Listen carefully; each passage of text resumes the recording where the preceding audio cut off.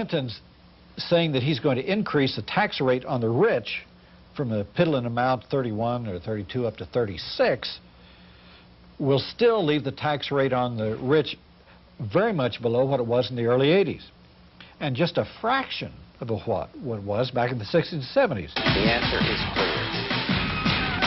The facts are clear. The answer is clear. That's why I believe.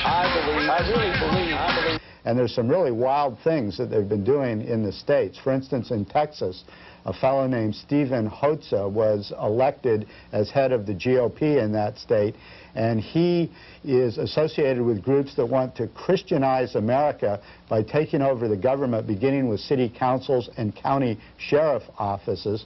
Once in power, they want to establish county militias, and they also are gearing up in Texas to fight a future communistic Mexico that will march across the Rio Grande. And we were told we could stand up and observe the bomb, which I did. And when I turned around and looked, and I seen this explosion, which seemed like it was never ending the way it was growing. A potpourri of several subjects: 2 U.S. presidents and their tax and energy bills, the religious right in the United States, and nuclear testing and contamination. Right now on Alternative Views.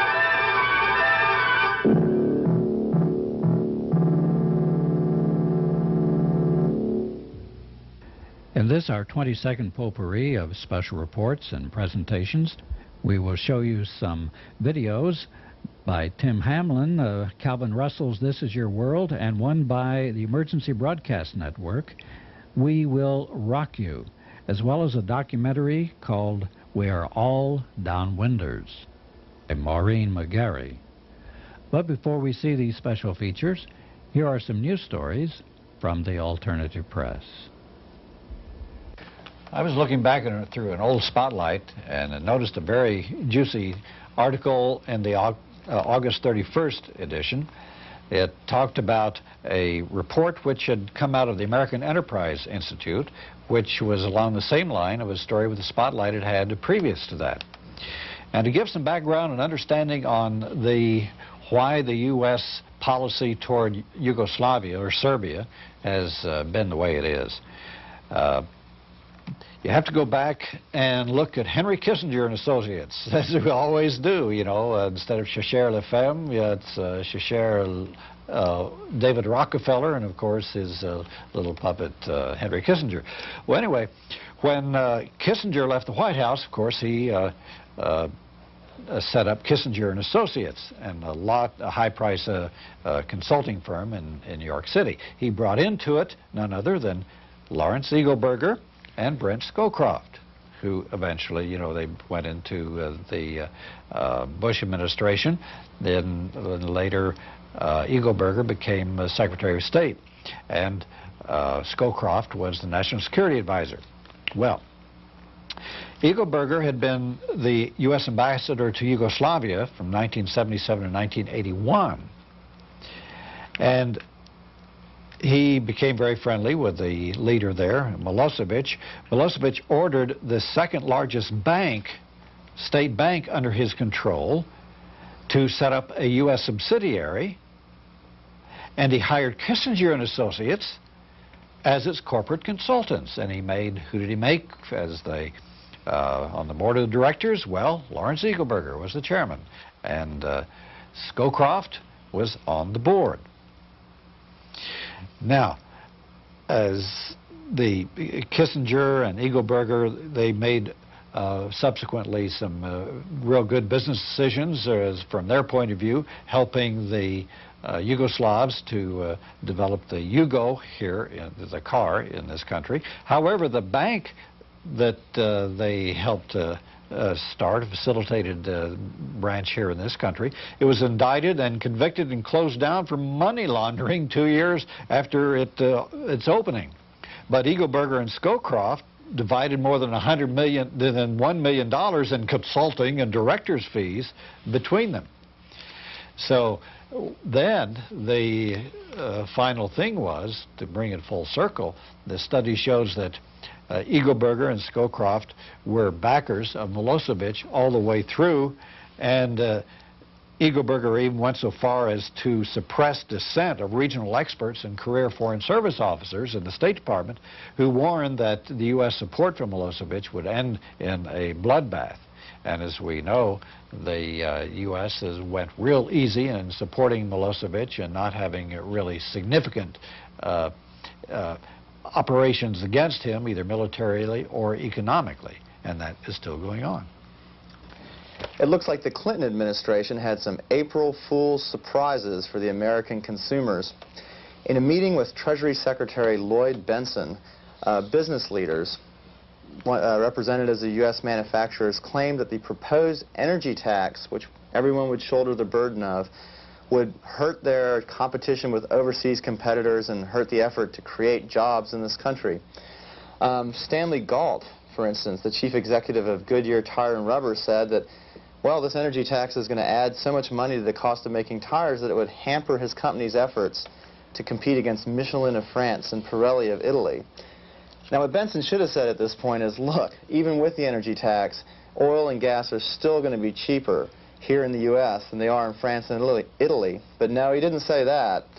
In a statement accompanying details of the energy tax, he said instead that the administration would, as much as possible, encourage the cost of the tax to be passed on to consumers.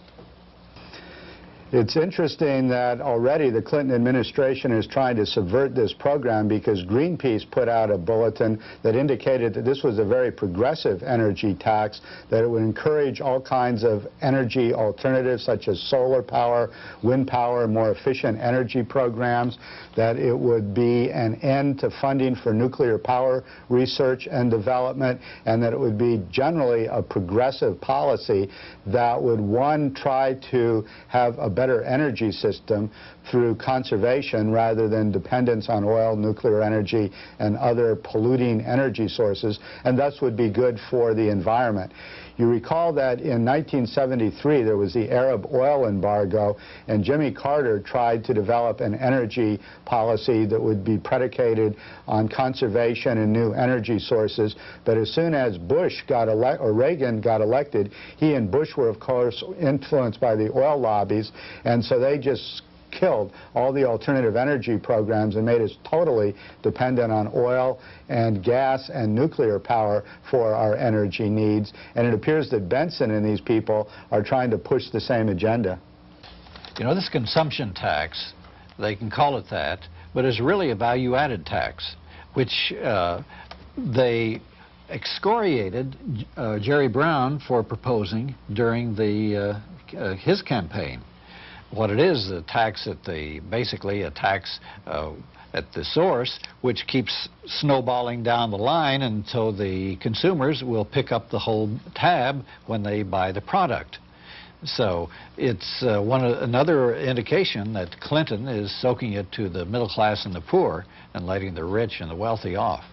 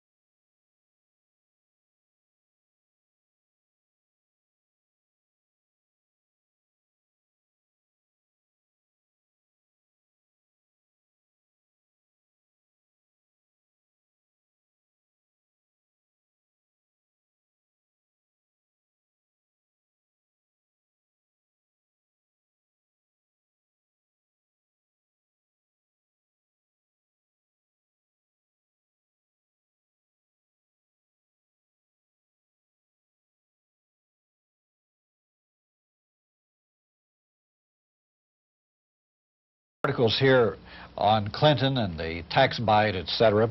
One from the Z magazine by James Petrus, and another from the Left Business Observer. And it talks about the tax bite, who's going to pay and all. And then there's another article in Liberal Opinion Week, and it has something by Lars Erik Nelson. Well, let's take the Z magazine article first. It talks about what Clinton was saying before the election compared to now. Of course, he said he was going to have a tax break for the middle class. You know, that was a lie. And he was going to have a big chunk of deficit spending to put people back to work, and that's whittled down to the point where it's a lie also. And the regressive taxes, Petrus says, on energy use and the tax on Social Security earnings of $25,000, which would be paid mostly by wage earners and pensioners, this amounts to $100.7 billion a year for the next 4 years. Now, the higher income tax on the rich is supposed to bring in $126 billion in the next 4 years. However, this is going to be highly inflated estimate, because the rich and their tax accountants are already looking toward ways of getting around it. They can find loopholes. They have deferred income they can use. They can find tax shelters. And so the increase in the tax rate certainly isn't going to produce that much income. Now, Clinton's saying that he's going to increase the tax rate on the rich from a piddling amount, 31 or 32 up to 36, will still leave the tax rate on the rich very much below what it was in the early 80s, and just a fraction of what it was back in the 60s and 70s. You remember back in the 60s, the top tax rate on the very rich was 91%, and between 1964 and 1980 it was 70%, and between 80 and 86, the first Reagan presidency, it was 50%, and then during the second Reagan presidency and under Bush it dropped to 32%. So Clinton's tax increase on the wealthy doesn't even recover the progressive tax rate of the early 80s, much less the 60s and 70s. But it continues to increase the tax inequities of the Reagan-Bush period. And in addition to that, the new bill will enable the wealthy to write off losses from real estate under more generous terms that existed under the Bush administration, if that can be imagined. Well, the Left Business Observer says, well, we can get to the rich after all, and here's what we can get from them. The 10% of the top wage earners and income earners, they're ripe for the picking, according to this. It says increasing their tax rates from 4 percentage points on $85,000 households to 20 points on $500,000 tax holds, that would yield $250 billion. And the restoring of corporate tax rates to the 1950s levels could bring in another 50 to 100 billion. Such measures would cut in half the deficit and finance a vigorous $100 billion investment program. That doesn't sound bad at all, does it? Then Lars Erik Nelson says, well, the wealthy really aren't being hurt much at all. For instance, he takes a family that are moderately wealthy, $130,000 a year, although some people consider that middle class now. But anyway, their total federal tax bill last year was $26,000 and change.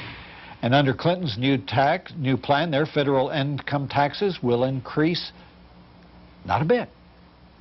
An identical family earning $190,000, the federal income taxes would have been $46,155, but under Clinton's plan, their taxes go up $13.57 a week.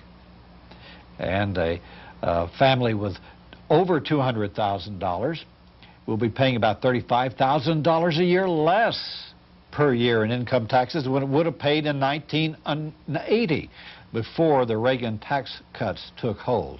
So the wealthy and the upper middle class, they're not being hurt. They're not being hurt. They control the system. Here we go.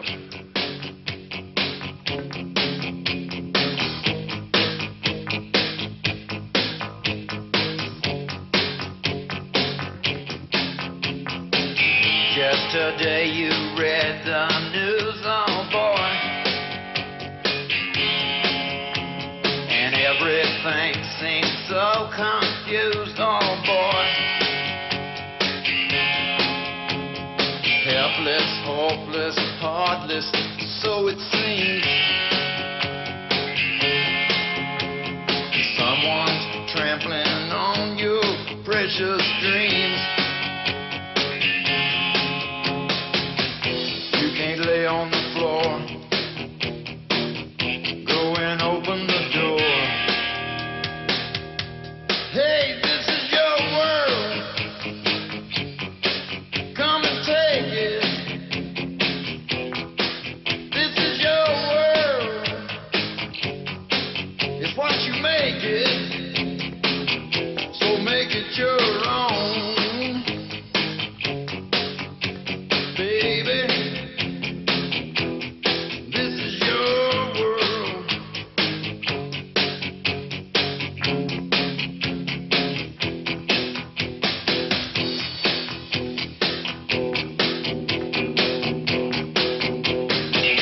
You say that you got no chance on a victim of your circumstance. Helpless, hopeless, heartless, so it seems. Someone's stepping on your precious dreams. You can't lay on the floor. Go and open the door. Yeah, this is your world. Come and take it. This is your world. It's what you make it. So make it your own. Baby, this is your world. Come and take it. This is your world. Come and take it. Make it. Take it. Make it. Take it. Make it. Make it your own.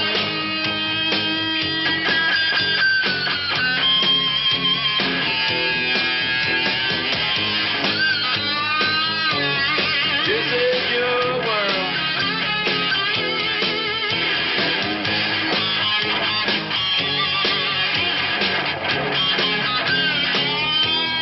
This is your world. It ain't the color of your skin.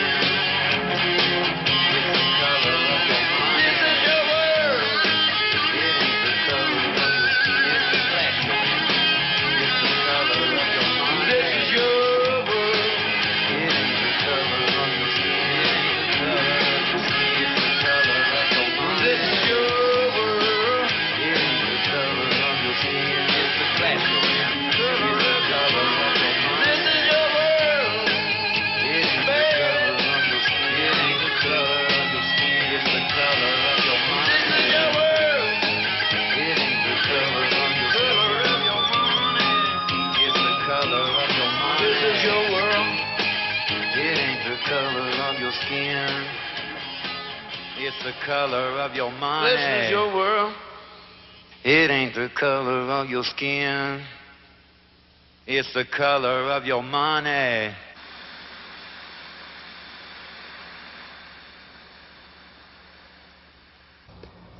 In These Times has an excellent article on the Christian right in their recent issue in February. According to In These Times, the resurgent Christian right would stun the nation by declaring a religious war at last year's Republican National Convention, wants to control the Republican National Committee by 1996. led by Pat Robinson's Christian Coalition, the Christian right has so far taken over a dozen state GOP committees, including Texas, Louisiana, Virginia, Kansas, Washington, and Iowa. Pat Robinson's religious right has supplanted the moral majority now as the major right-wing force in both religion and politics. As for religion, the apolitical religious right associated with TV evangelicists Jim and Tammy Baker, Jimmy Swaggart, etc., has pretty much lost all of its influence.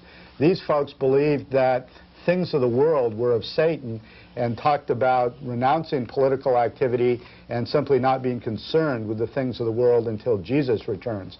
Pat Robinson, however, and his Christian Coalition believed that there's a political mission for the church, that they have the mandate to build the kingdom of God and to do battle with Satan. What they've been doing is trying to take over certain local legislatures, trying to elect members to school boards, city councils, state legislatures. In focusing on local politics, they're trying to fight the liberal and satanic elements on the local level, and they're gearing up for the next presidential election and to also gain power both in a state, local, and a national level. Doug, their tactics seem to be to just go after these small local elections because they say they don't have to worry about convincing a majority of Americans to agree with them. They go after these elections where there is a lot of apathy, very little interest of the people, so that as they say, one spokesman for the Christian Coalition said only about 60% of those eligible are actually registered, even in a presidential year.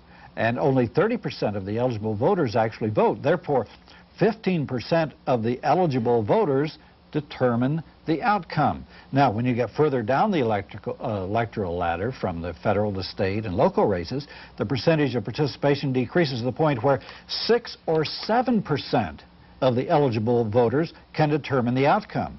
So this is what they emphasize, and they can just flood a local election with their people, and they can win. And they've taken over a lot of school boards. They've won a lot of local elections. One example of what happened when they took over a school board was they were accusing certain textbooks of being satanic, of promoting witchcraft, and of eliminating these more liberal textbooks with these theological arguments. They've also gotten together these voters' guides, which is how they try to influence the electorate, the Christian electorate in particular, in these elections. During the 1992 presidential campaign, they put together a voter guide, distributing 40 million of them, that had one half page comparing the records of Bush and Clinton on certain issues that made Clinton pro-abortion, pro-homosexual rights, for condom distributions in the schools, against the Christian religion, etc. In a very oversimplified fashion, they tried to equate Clinton and the Democrats with satanic, anti-religious positions, and the Republicans with more religious ones. Randall Terry, who's the head of Operation Rescue, that's a very militant anti-abortion group, also wrote a letter to 37,000 churches in October arguing that to vote for Bill Clinton is to sin against God. So this is the tactics that they are using. Now, the other point is they're trying to take over the Republican Party, that they've already taken over some state Republican committees, and they're going for the national committee in 1996. And there's some really wild things that they've been doing in the states. For instance, in Texas, a fellow named Stephen Hotza was elected as head of the GOP in that state, and he is associated with groups that want to Christianize America by taking over the government, beginning with city councils and county sheriff offices. Once in power, they want to establish county militias, and they also are gearing up in Texas to fight a future communistic Mexico that will march across the Rio Grande. They say that the federal government can't be trusted to do that job, so the state militia has to be organized to do it. They also seek, among other things, to abolish the public schools, the IRS, and the Federal Reserve by the year 2000. They also were the ones that helped elect Jesse Helms to the Senate in North Carolina by distributing 750,000 voters' guides through churches just before the election. This is one of their strategies. They get their literature into all the Christian right-wing churches in the area and distribute them in church to associate their political position with God, with religion, etc. And they're also very good at direct mailing campaigns. They're trying to associate, to establish the biggest voter list in the country. So these are pretty serious folks that have a sophisticated strategy and a very definite agenda, although there are also obviously fringe elements who have some pretty crazy ideas. Well, they also are very good at phone banks. In the Jesse Helms thing, they set up, they called 30,000 people to try to support Jesse Helms, and Helms won this just by a tiny bit. So it's obvious that these people put him over the top. But the interesting thing about their tactics are twofold. Once, I have some relatives out in California. They consider themselves moderates now because they're Reagan Democrats, or Reagan Republicans. But these right-wingers are using FBI and McCarthyite tactics. They're even going to the workplace and starting rumors and even trying to get these moderate Republicans fired from their jobs. They're doing everything they can to root them out of the Democratic Party and also take over the local and state Republican Party offices. But there's another very fascinating thing about this. They call them their stealth tactics. What they do is to be very quiet, don't get publicity. They refuse to do interviews with the press and do this all just within their own organization. The stealth tactics go to extreme, make extreme positions with their leaders. They say, for instance, that they don't even communicate with people outside of their organizations. They don't want even the general public to know that there's an election going on. And there was another quote that said, "I want to be invisible." And he said, "I paint my face and travel at night. You don't know it's over until you're in a body bag. You won't know until election night." And somebody else said, "The press had no idea what we were doing when we pulled off this election." He said, "And they still don't know what we were doing." So this is a very, very covert type of operation, and it's working. As they said, well, they're very motivated. They said, "We have a plan to take our entire educational system back and put it in God's hands." And Pat Robertson said, "The battle to regain the soul of America won't be pleasant, but we will win it." Or these people, not only are they scary, they're vicious. They're really vicious. Well, their other strategy is to take control of as much media as they can, to use all of the different media to get their message across. Now, they're very worried about this abortion issue because Clinton had signed some mandates the first couple days in office allowing for federally funded family planning clinics, allowing for the importation of different birth control drugs, making abortion easier, and authorizing fetal tissue research. So they've vowed a holy war on this issue to attack Clinton on this. They've also begun to get several law firms to protect the civil rights of persecuted Christians. A lot of the anti-abortion folks have been getting very vicious in their tactics. In fact, they killed a doctor in Florida, and they're regularly breaking the law to try to break abortion clinics or to block their operations. And the Christian right has several law firms that will defend them free of charge, showing again that they're very serious. Well, Robinson concluded with some remarks on the question of gays in the military, and needless to say, he was totally against it, saying, "Instead of compelling the armed forces to accept homosexuals, I would call on the president to take a stand against the ungodly lifestyle that destroys all that it touches."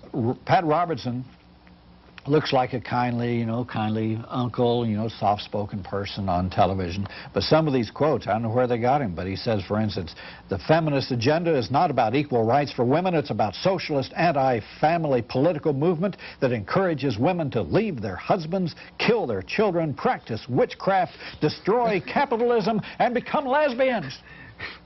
This guy's a little unbalanced, I think. Oh, wow. Then he said our strategy should, against the American radical left, which he says of the Communist Party, the ACLU, the National Council of Churches, those poor Lutherans and Methodists and Presbyterians, they're all the radical left.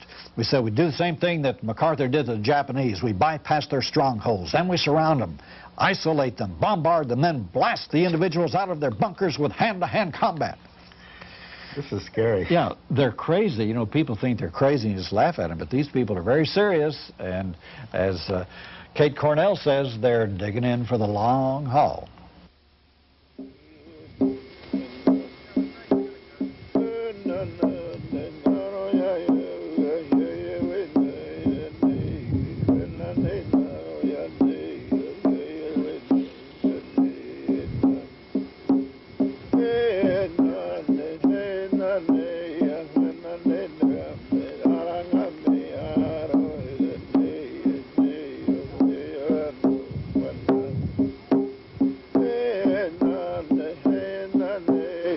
Quiet desert of southern Nevada, there are the rumblings of discontent. Our tax dollars are being spent on the most deadly threat to humanity in the history of civilization. This land was granted to the Western Shoshone Indians in a treaty with the United States government in 1863. Since 1951, our government has been testing nuclear weapons in the middle of Shoshone land. The Nevada test site, under the direction of the Department of Energy, spends millions of dollars every month to conduct underground nuclear tests.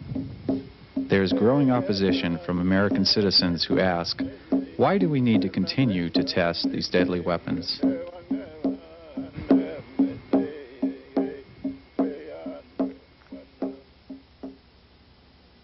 Nuclear testing is really done as a window dressing operation.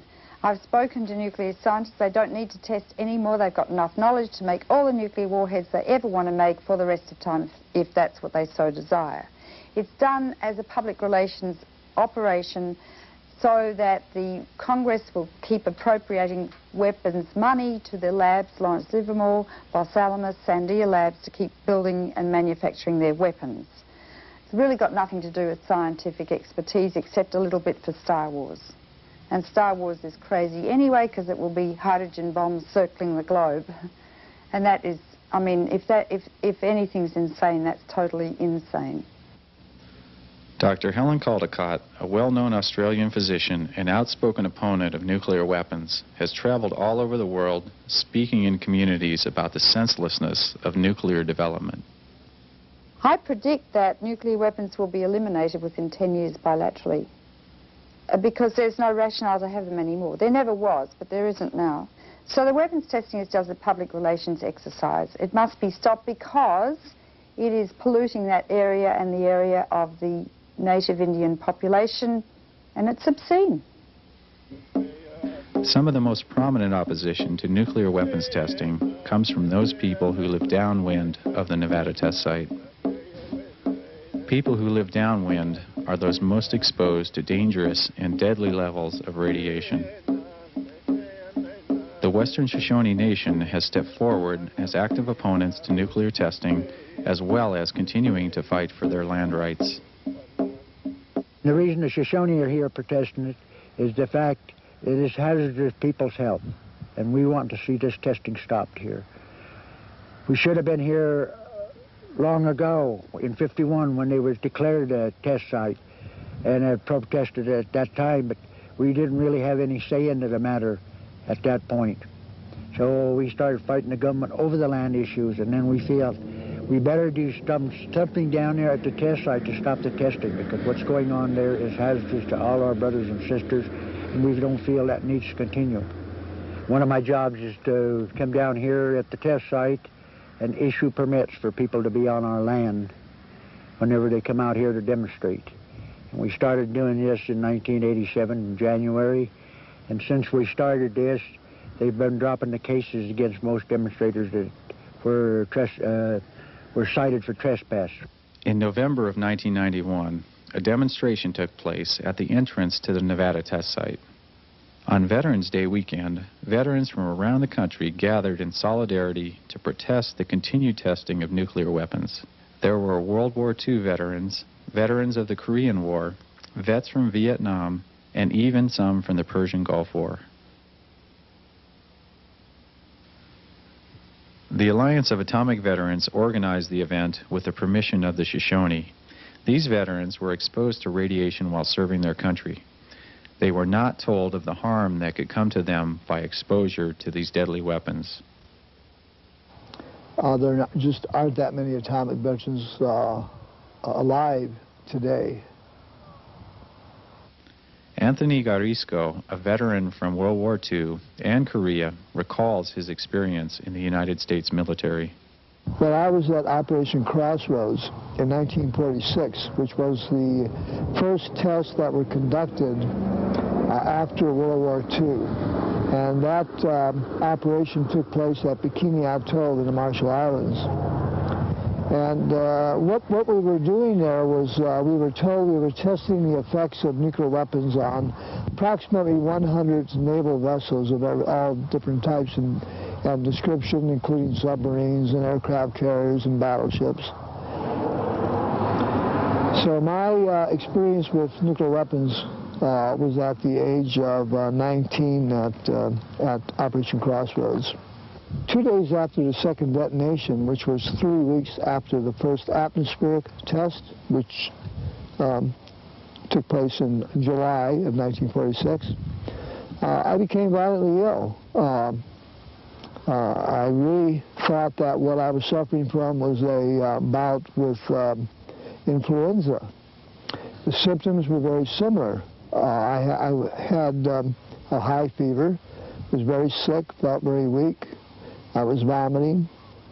I had diarrhea, but I had something else too. I had a rash that was completely broke out all over my body, predominantly on my top torso and my back, and I was also urinating blood.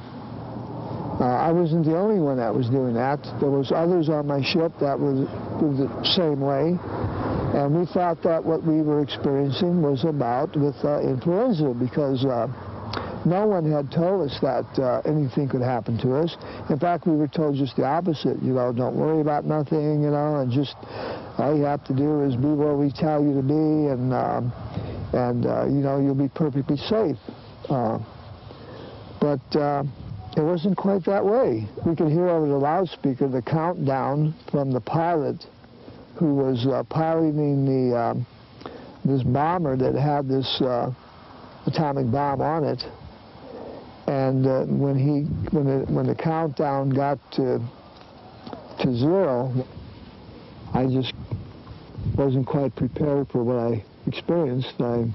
Everything became very red. I felt the heat on my back. Felt like my back of my head was burning. And we were told we could stand up and observe the bomb, which I did. And when I turned around and looked, and I seen this explosion, which seemed like it was never ending the way it was growing. I'd been in the Pacific during World War II, and I'd seen a lot of explosions, but I was never quite prepared for what I was viewing at that time. It just kept getting larger and larger and all different colors, and we could actually see the electricity dancing on the top of it. And we were not looking at a faraway distance. We were looking almost straight up at it. So being between 6.5 and 7 miles away, when I look back at it now, it was really insane. And truly it came home to me what happened at Hiroshima and what happened at Nagasaki. And I could understand how 50,000 people could die in 1.5 seconds. I just became, it changed my whole life for me. I became very aware that I had taken part in moving the military by my presence as a warrior to the position where the U.S. military could do this. And I was appalled. It was strictly experimentation.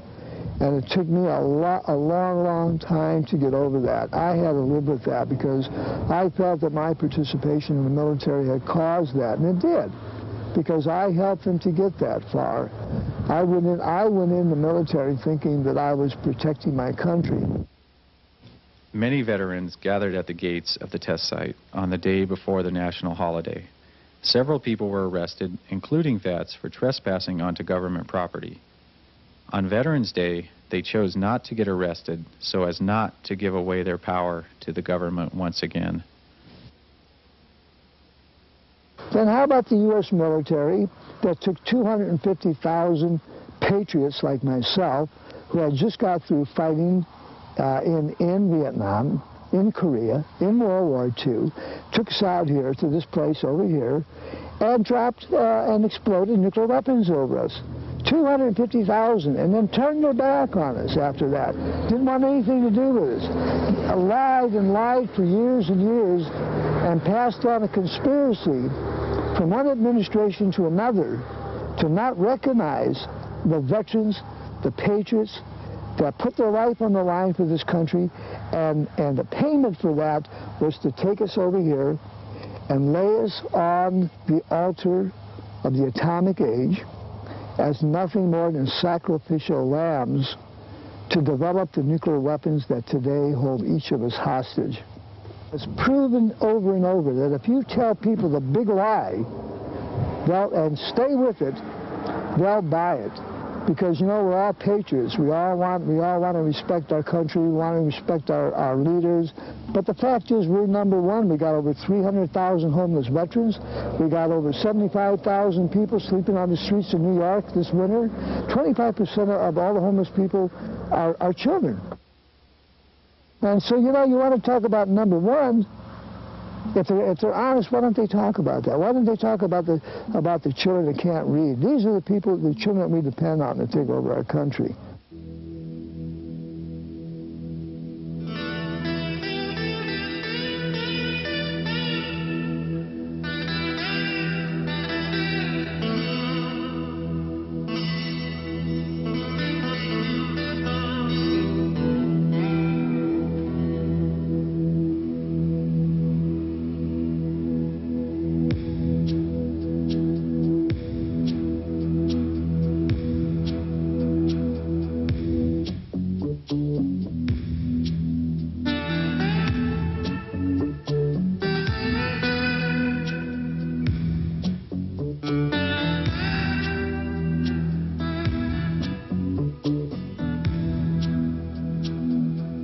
When you look into a child's face and you're seeing the human race, the endless possibilities there, where so much can come true, and you think of the beautiful things a child can do.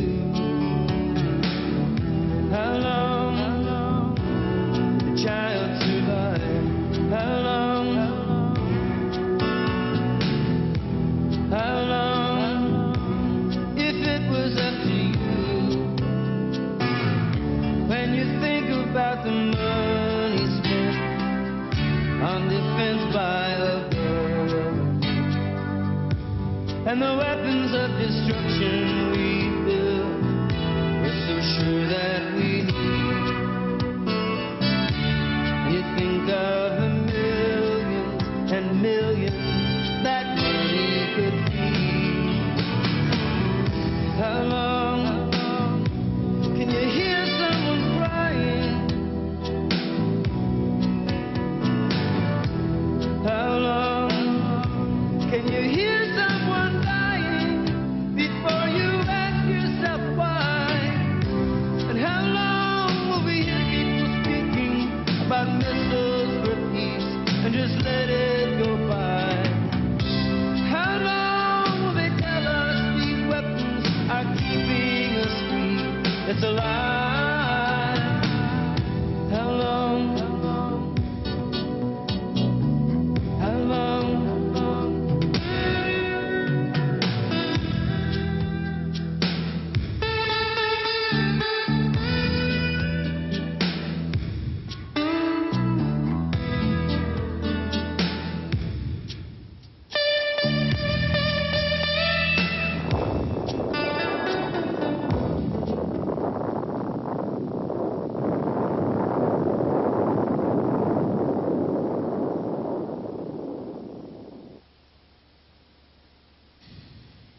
Nuclear weapons testing affects everyone on Earth.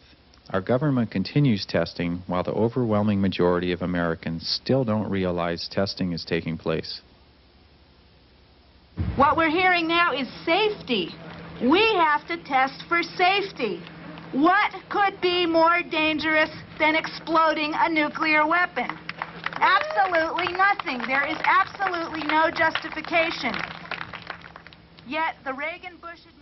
Jackie Cabasso, a lifelong anti-nuclear activist, traveled to the Soviet Union in 1991. She traveled to Kazakhstan, where the Soviets used to test nuclear weapons. As a result of a massive grassroots campaign from people of that region, they were able to put an end to nuclear weapons testing in their country. I believe that I can speak for the vast majority of the people in Kazakhstan when I think the message they would want to deliver here is twofold. One is, we stopped testing. Now it's your turn. The second is, we're with you. You're not alone. And I think the most important message I want to deliver here today is that we are not alone. In this country, in the last 20 years or so, unfortunately, we peace-loving people, we people who honor the earth and try to protect the earth, we people who put human need above military dominance have been relegated to some sort of fringe category. Somehow we're not considered part of the mainstream. And what I want to tell you all is that we are part of the global mainstream. We are the global majority. We are part of the global anti-nuclear alliance. And it is our job to convey that message to our supposed leaders.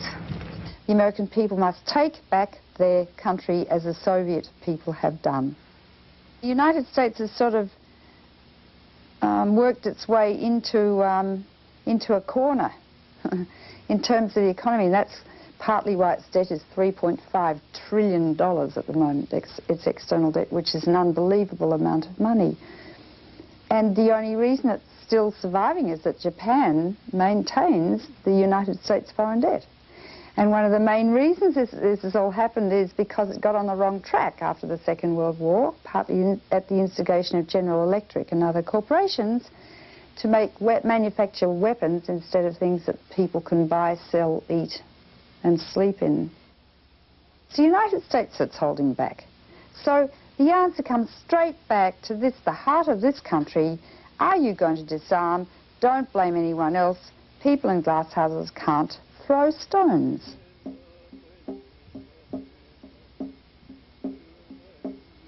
In a rare interview with Corbin Harney, the spiritual leader of the Western Shoshone, we are given a feeling of what the struggle has been for his people. He is the last member of his tribe to know the ancient native tongue and sacred songs of his ancestors. As a native people, the law don't protect us.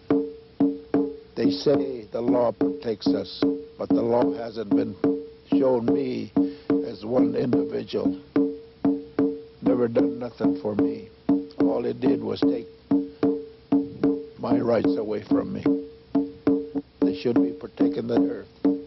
They should be protecting the water, like they always say. We're protecting your thing for you.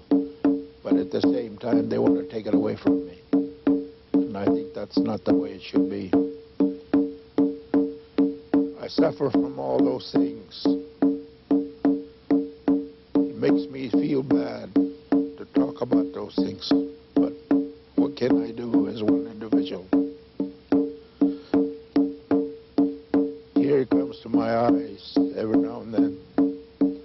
It's really bad. I don't like to see those things happening.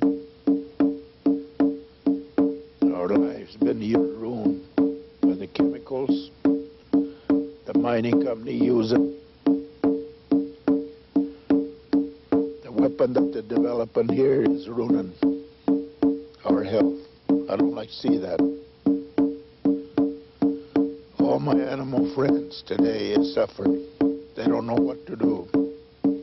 But they are looking at us, looking our way, saying we need your help. We like to continue our life too. Same with the birds. Birds are saying the same thing. We like to have a healthier life.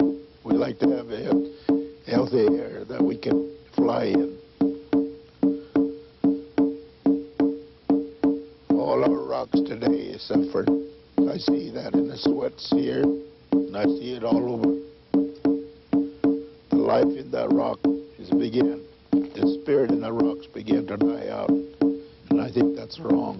The United States government to do to the people, to our planet life. We only got one planet floating around out here. We only got one water. The water's the same around the world. The air is the same around the world. Everybody breathes this air. Everybody drinks that water.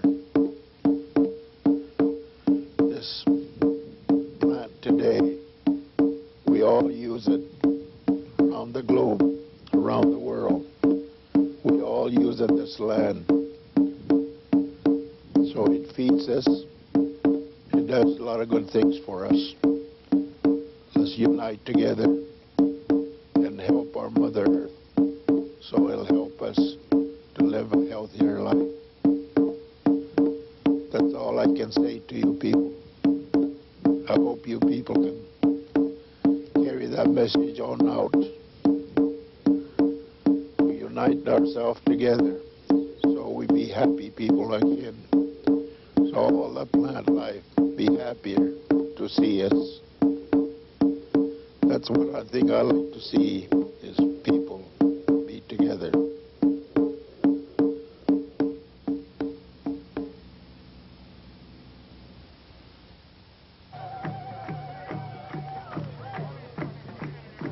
We have an opportunity at this point in the history of humanity. After having spent approximately $12 trillion on the arms race with Moscow, we can now choose to stop spending money and valuable technical expertise to develop and test the most deadly weapons ever known to mankind. As the tests go on and the radiation continues to vent into the atmosphere and filter into the groundwater, we threaten the future of our children and all life on planet Earth. We are all subject to the effects of radiation. We are all victims of the cost of weapons testing. In the final analysis, we are all downwinders.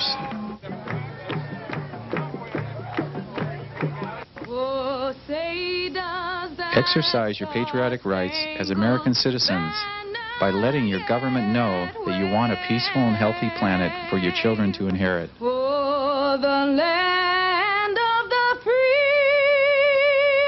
and the home of the brave.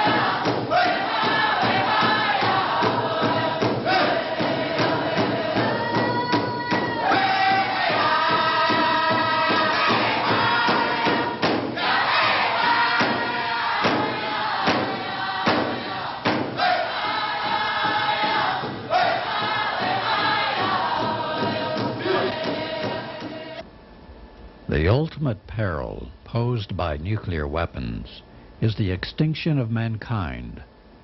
When the last act is played out, there will be no one left to see it.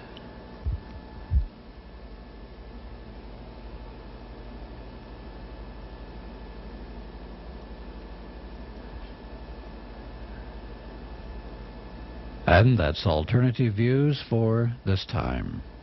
We'd like to thank Tim Hamlin for letting us use his video by Calvin Russell, This Is Your World, and also arranging to let us use the Emergency Broadcast Network's We Will Rock You. And to Maureen McGarry for letting us use her documentary, We Are All Downwinder. Goodbye.